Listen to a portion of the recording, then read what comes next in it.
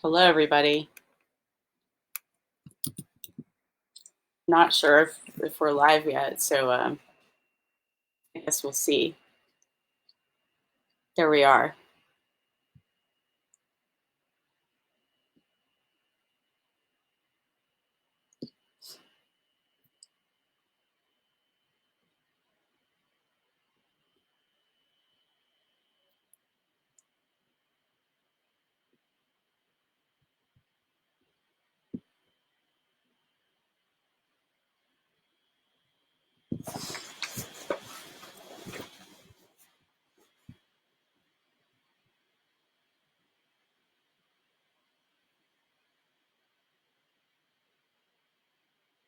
Okay.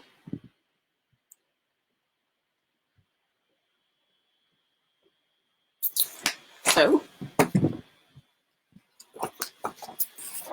hello, everybody. I'm Wendy. Thank you for joining us in our first ever live but stuffed Facebook Live Q&A. I am the main caregiver here at the Stuffed Animal Rescue Foundation. I'm a stuffed animal physician and therapist and career counselor and many other things. And I am joined tonight by a few stuffed animals. We're actually sheltering in place at my house, and we're not at the SARF headquarters. So I apologize for any of the technical difficulties that are probably about to happen. We're making do with what we have, and my computer is kind of making a little bit of noise. But let me introduce you to some of the stuffed animals. This is the intern. He's been our unpaid intern for about 8 years, and he is definitely earns his salary, and he helps out however he can. We also have our nurse Susan here, who she helps out with a lot of our surgeries and various medical needs, monitoring vitals to make sure that there isn't a heartbeat when we're doing surgeries and things like that. And I might, if we have time, introduce you to our stuffed koalas who have been involved in a multi-phase surgery. But I'm going to see if I can answer some of your questions, including this one that just came in. Let's see. So obviously, we're in the middle of this pandemic. So our first question has to do with the coronavirus, and it is, can stuffed animals catch the coronavirus? And also, a related question, what kind of social distancing policies apply to stuffed animals? So just like with humans, we don't have that much research. It's been pretty minimal at this point. It's obviously a new virus, and the research that's been done with humans does show that there can be asymptomatic spread. But unfortunately, research in the stuffed animal community really lags behind human research. Money isn't really allocated to this stuffed animal scientific community the way that it is for humans. So just like with humans, we do recommend social distancing for stuffed animals if they're out in public or around other stuffed strangers. But just like with you, when you're all at home together, there's not really any need to wear a mask. And since the stuffed animals can't really move on their own, then social distancing is kind of in your hands. But if they're in public, they should also be adhering to the 6-foot distance rule, just like humans. Let's see. We have another question.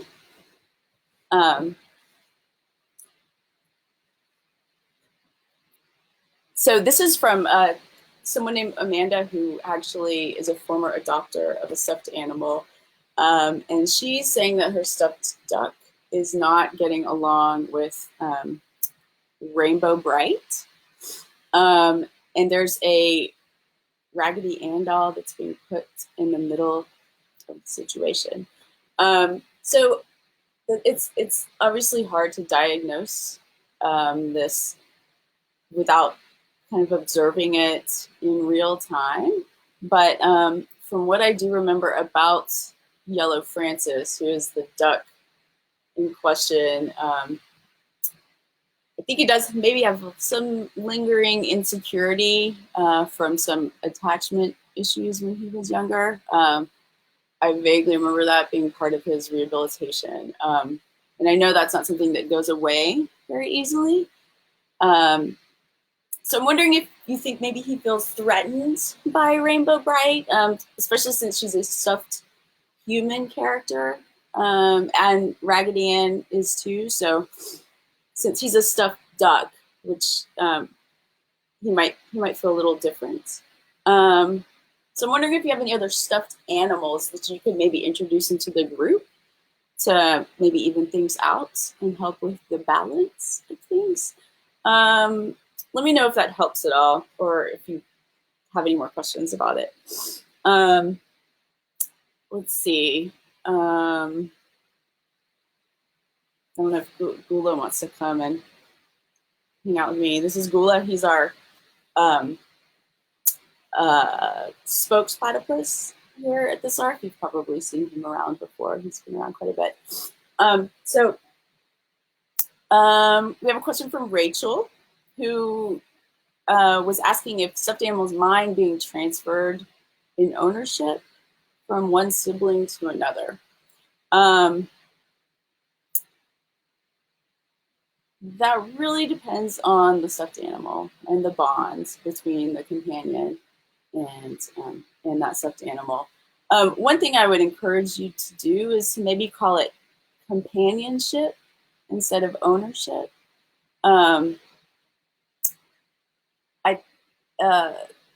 That might soften things a little bit when it comes to the stuffed animal. Also, maybe a transitional period of shared custody between them, between the siblings, might be helpful.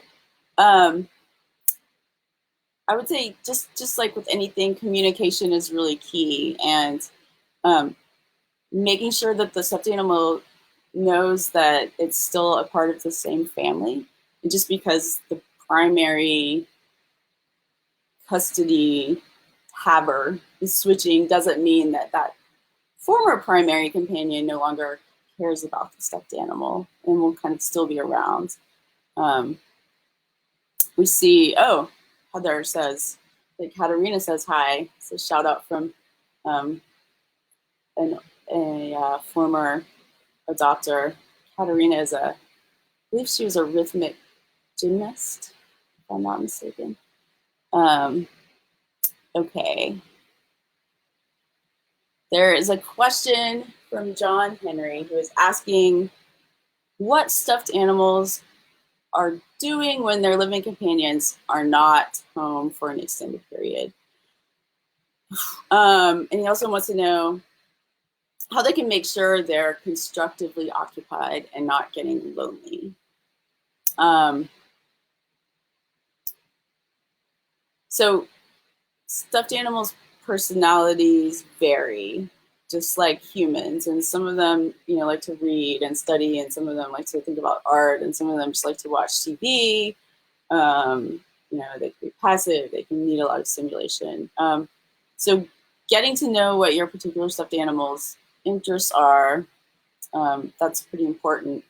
So you can prepare them for those extended periods of time when you're not around, because they are dependent on you for things that they need, like to be around them, because they can't move on their own. So, if they like to read, then you need to leave a book for them to read that's kind of open for them to read.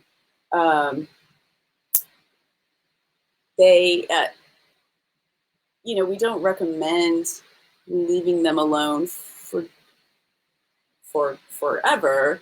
Obviously, they can be left alone a lot longer than like a living companion, like a dog. Um, but still, just be cognizant of the fact that they can't move around. And the second part of John Henry's question kind of has to do with that. He says that he's had his burglar alarm go off a few times, and there wasn't any evidence of anyone breaking in. And he was wondering if it's possible that stuffed animals could be trying to leave home. Um, I would say the short answer is most likely no. They're probably not triggering the alarm. I know that a lot of people watch Toy Story, and but you know, Toy Story is fiction, and stuffed animals do have very rich lives, and have, you know, professions that they're passionate about, but they don't physically move on their own. So unless maybe one falls, then it could be triggering the alarm. But aside from that, it's most likely something else. Um, let's see. The Timothy asks, what books do you suggest for stuffed animals? That's a great question. Once again, I know I've said this a lot, but it depends on the stuffed animal and what the stuffed animal likes. Now, there are a few books that I might specifically not recommend for stuffed animals. I don't want to be avoidant, but I think of the Velveteen Rabbit, for instance, as a very, it might be a little scary for a stuffed animal, just because, especially in these days. I actually recommend it to humans who own stuffed animals, but maybe not reading it to your stuffed animal. It could cause anxiety now, because they do talk about germs, and the stuffed animals are put in an attic, and everything ends up great. But I would say probably not that one. There's a book called Corduroy, which is about a bear. That's actually a very nice. It's a good story that I think a lot of stuffed animals would enjoy. But aside from that, you know, uh, depending on the stuffed animal, I mean, I actually recommend Infinite Jest to most people, stuffed or not. It's just a really, you know, it's obviously a really dense book, but some stuffed animals, since they don't move around on their own, they sometimes have longer attention spans. So long books, you know, Underworld, Infinite Jest. I did have a stuffed animal that did read Ulysses, but I'm not sure. I don't know. Um, and of course, you have stuffed animals who prefer picture books. So you know, get to know the stuffed animal, and ask. You know. Um, I do want to talk a little bit about hygiene during the pandemic, because you know, stuffed animals cannot wash their hands the way um, humans can. Um, it doesn't really work the same way, and it's not really their hands that are that, you know, they don't touch their faces like Gula's doing right now. I'm making him. I'm sorry, Gula. That's a bad habit. But because they can't wash their hands, I just want to point out to you that many stuffed animals, if you are concerned about germs, a lot of stuffed animals, or almost all of the stuffed animals that I've interacted with, um, can be washed in a washing machine, and they actually enjoy it. At least that's what I've been told by them. If you put them in a pillowcase and Hula doesn't like it, but other stuffed animals do. You can put them in a pillowcase, put them in the washing machine, wash them in hot water, put them in a dryer on high heat, and they actually turn out great. I've never had a problem. I wouldn't recommend it for a stuffed animal, like a collector's item or like $1,000 stuffed stiff giraffe made out of mohair or something. But just for your kind of regular, like a cotton or a cotton stuffed animal or a microfiber, don't be afraid to put them in the washing machine.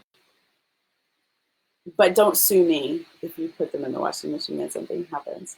If you have any questions before you want to put your stuffed animal in the washing machine, feel free to email me or post on the website and ask me, because I'm pretty familiar with a lot of the different materials that they're constructed out of, so I can help you with that.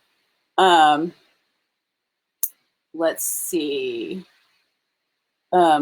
Bridget. Oh, yes. So I do have Bridget asks a kind of a tough question about finding stuffed animals kind of abandoned on the ground in the Greenbelt in Austin. She referred to it as graves, as graves. I don't want to call it that, because the stuffed animal lives aren't quite the same, as humans. And so she's wondering if it's a let me find the question. Is it a natural culling, or is it some sort of other situation? I would say that it's not a natural thing for stuffed animals to just sort of appear on the ground. Obviously, someone has to put them there, and it's a very unfortunate situation. And what I would say is that if you do find a stuffed animal or many stuffed animals on the ground, you can always collect them in a bag or however you feel comfortable, and you can bring them to the SARF. You can always contact me. And as I just said, I'm very familiar with rehabilitation, both the mental aspect of that, which is tough to get past being abandoned and left outside, and the physical part. So feel free to collect them and bring them to us, because that's what we do. Philip asks, is there a COVID-19 test available for stuffed animals? Is there a vaccine? Unfortunately, no. They're in the same situation that we are, not really knowing. And, that it's debatable how long the human vaccine is going to take. They say at least a year, or maybe 18 months, 2 years. The way stuffed animal vaccines go, they are often come significantly later. And that, once again, has to do with what I kind of talked about at the beginning, how the stuffed animal sciences are not supported financially by our government. And so, but when you hear about herd immunity for humans, because stuffed animals are typically transported by humans and can't move around on their own, when humans stop getting COVID-19, then stuffed animals most likely would also stop. Now, there's questions about masks, and we do have, so we here are all sheltering at home together, and your stuffed animal doesn't need to wear a mask when you're at home. But if you're going outside, like the intern here, he's using a fabric mask just like I would. So, if for instance, there is some reason why he does have to go to the grocery store with me, then I make sure that he's wearing his mask. So we have a question: do stuffed animals have access to universal health care through a single payer mechanism, or is it all private? that's a hard question as well, and maybe Nurse Susan might be able to help me with this. It's hard. They're really in the same situation that we are. A lot of here at the SARF, we are a private clinic, but uh, we do a, a sliding scale in terms of treatments. Any COVID treatments, we are there's no charge for those, and thankfully, I actually haven't had to deal with any cases of stuffed animal coronavirus yet, and I'm hopeful that will continue to be the case. But once again, without testing, we don't really know. Um, but in a perfect world, um, there would be universal health care for stuffed animals, and perhaps um, it would be, tagged on to a human universal health care bill. The odds of either of those seem fairly unlikely, and unfortunately, because once again, because stuffed animals can't really move on their own, you don't have a lot of lobbyists, in Washington, uh, and uh, income inequality with stuffed animals is also pretty big. So they don't really they have mobility issues, and so it's hard to have have advocates, who are pushing these things. Um, so uh,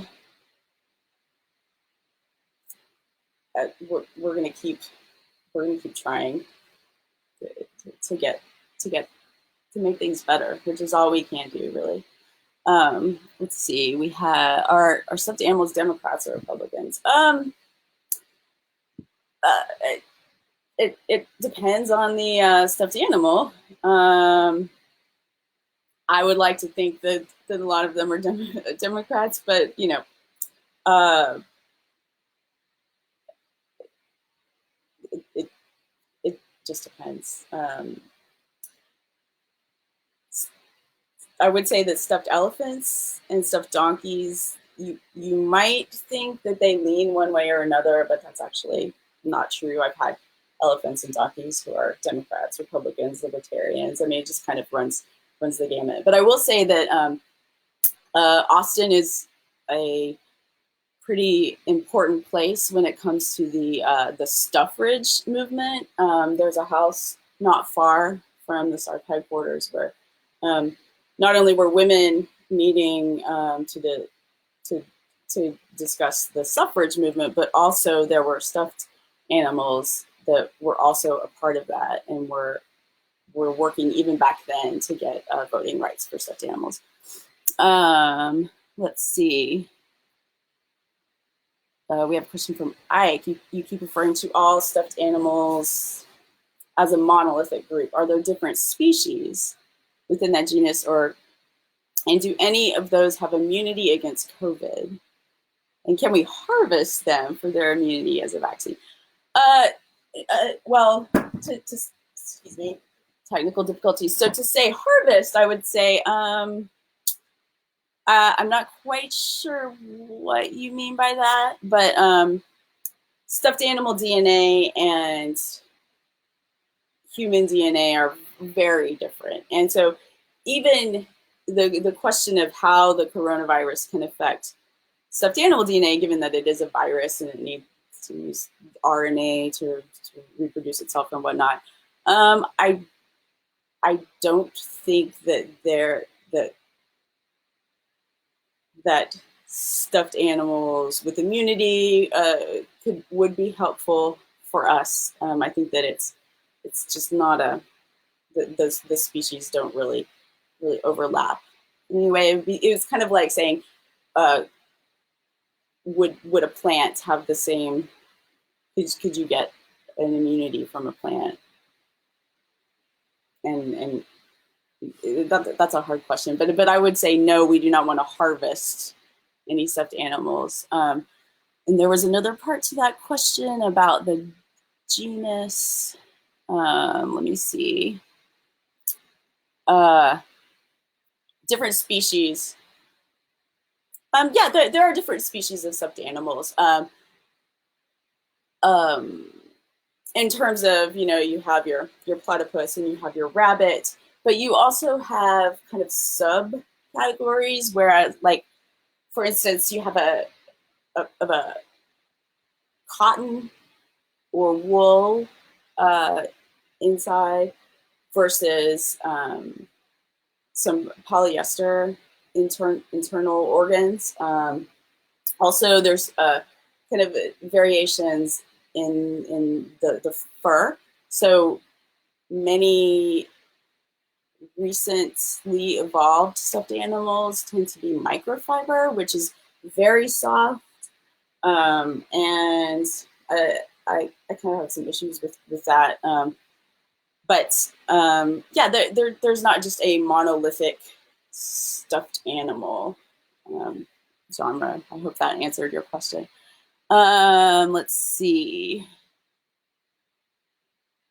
Oh goodness, there's so many questions. Is the work of the SARF considered essential for shelter-in-place regulations? Well, we did postpone the second phase of a surgery, which I, it was technically an elective surgery. I can show you. We had our two stuffed koalas who were born. They're conjoined twin koalas that were born separated, and the surgery was to remove a growth on each of their backs and kind of fill up a cavity that had formed, and then to reattach them. And we've completed phase one of the surgery, but the second phase has been on hold now as of Friday. We are in Texas, and I'm not completely sure if all elective surgeries have the go ahead again, but we will be finishing the surgery to attach them. They'll be like this, and they've actually it's actually been good. We have patient A and patient B here, and they've actually had a nice time being separated, and they've actually come to a conclusion that they might want a temporary or removable attachment. So I think that we've decided that they definitely want to be attached, since they were born conjoined but separated. So but it's actually been kind of a blessing in disguise. And we will keep you posted on the outcome of the surgery, which hopefully will be this weekend if we get the go ahead from the state. Let's see. Do stuffed animals have a religion? They don't have a religion. Some stuffed animals are religious and some aren't. There is a definite decline in religious stuffed animals. I think that a lot of when you have fewer children going to churches, which seems to be the case, stuffed animals go to church less often. Let's see. If stuffed animals could move, would they want to drive? Would they prefer stuffed cars or real ones? Oh, we do have some stuffed animals that are very into cars. I know that Gula, he is above the driving age, and I honestly don't know what he does a lot of the time. He's an adult, and we give each other space. But I would imagine that a lot of stuffed animals. I mean, a lot of them do enjoy car rides, obviously, and also taking walks. I don't know about stuffed cars, though. I would say that they would probably prefer real ones, given that I don't stuffed cars can't really move.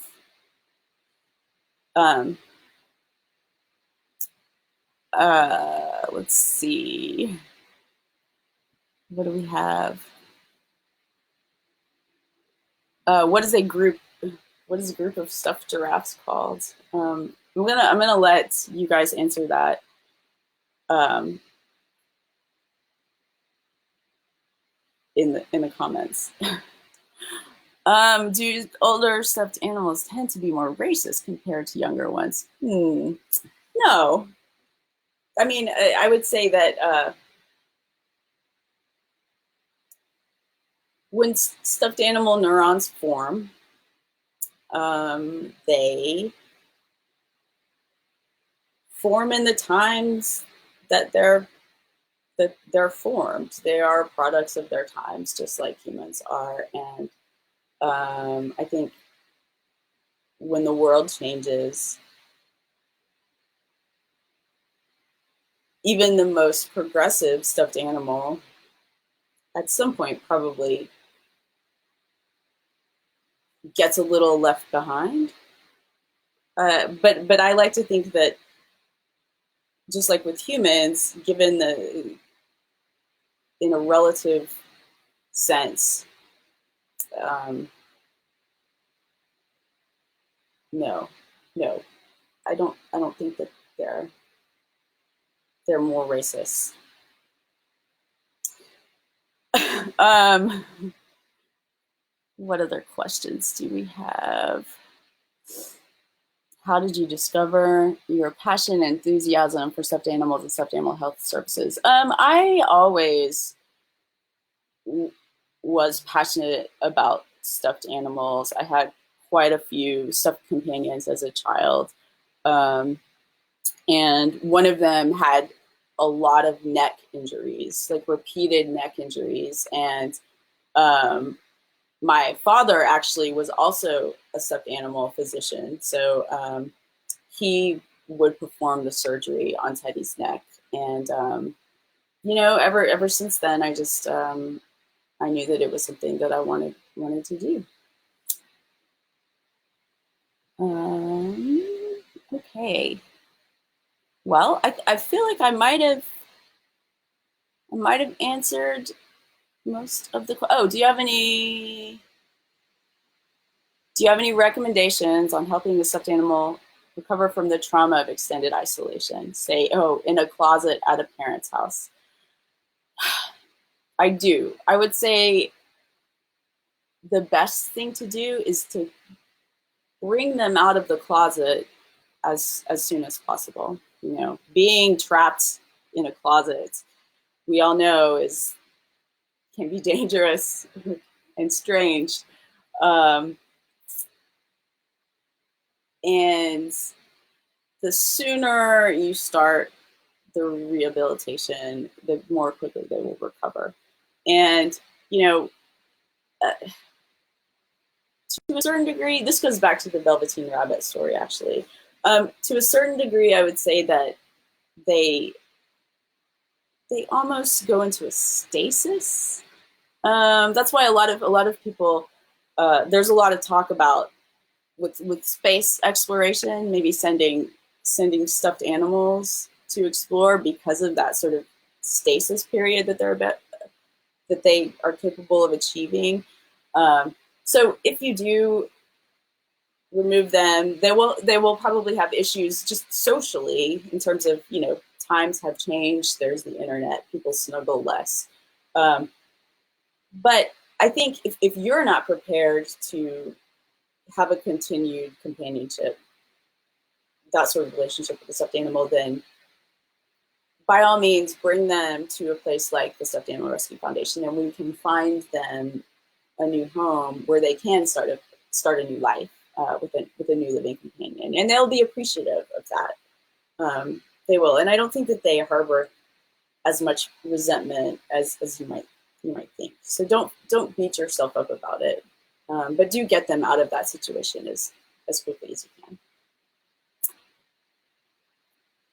Oh goodness.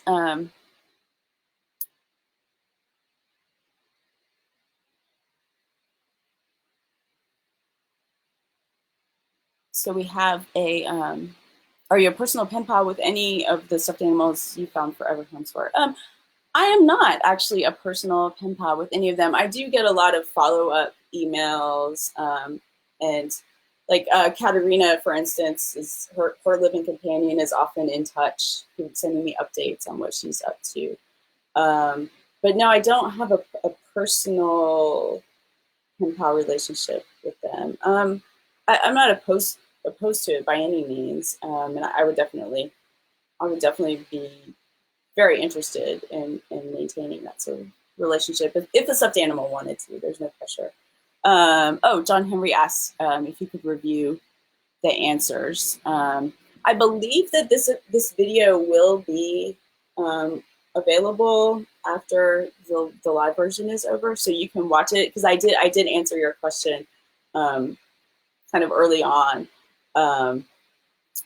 I can tell you the gist of it is that I don't think your stuffed animals are setting off your alarm, though, and I can make sure that you have access to the video with the answers. What's in the future for the SARF? Well, it, there's some short-term things that have been postponed. We were in the middle of planning a very big art show during the West Austin studio tours, which would be happening in May, but has been postponed. So all of the stuffed artists at the SARF have been working on artwork, and they were very disappointed. But we hope to reschedule. And then in terms of long-term goals, we would love to, we're working toward having a physical space where people can come and visit, see a kind of a recurring stuffed animal petting zoo, get advice, have some spa work done, some repairs when needed, some injuries. Hopefully with a copay, which goes back to the stuffed animal insurance chaos that's happening. But we would love to have a home where people, and perhaps I could train other stuffed animal surgeons and therapists and do clinics and things of that nature. So we are looking. We have a lot of sketches of what the home of the SARF, the physical home of the SARF should be, and what we'd like it to be. And we're planning to post those soon, but we are on the lookout for a good space. Hopefully, once all of this chaos is over. Let me take one more question from Heather, who was Katerina's adopter several years ago. She says, what should you do if your significant other and your stuffed animal don't get along? That is a very good question. I have kind of been in that situation before, where there has been a little, not resentment, but maybe a playful clashing between Gula and maybe a significant other at times. I currently, I don't really have a significant other now. So, but I would say let them spend some time alone together, getting to know each other. If they both like to watch Netflix, if just giving them the space to develop their own relationship with each other. I think that that's the best advice I can give you in that situation. Okay, so I think that's all the questions for now. Thank you so much for joining us, and hopefully next week we'll have some more questions and troubleshoot some setups and whatnot. And hopefully I can also show you some clips of our koala surgery. So, all right, I am signing off. Thank you so much for joining us, and we will see you next time. Stay safe and socially distanced. Bye.